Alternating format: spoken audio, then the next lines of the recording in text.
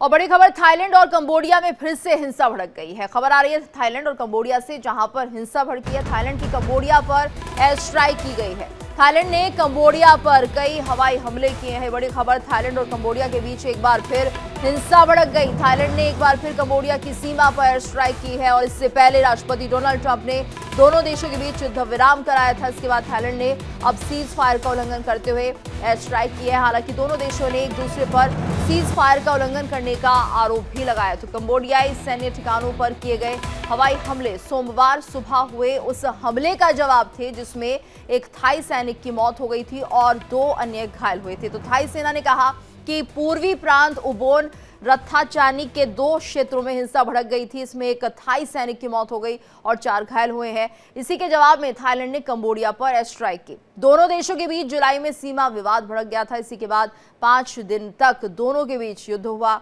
और इसी के बाद मलेशियाई प्रधानमंत्री अनवर इब्राहिम और ट्रंप की मध्यस्थता में युद्ध विराम समझौता हुआ। तो दोनों नेताओं ने अक्टूबर में कुआलालंपुर में दोनों देशों के बीच शांति समझौता कराया था। लेकिन एक बार फिर से सीज फायर का उल्लंघन यहां पर हुआ, एयर स्ट्राइक की गई है। थाईलैंड और कंबोडिया में फिर से हिंसा भड़की है।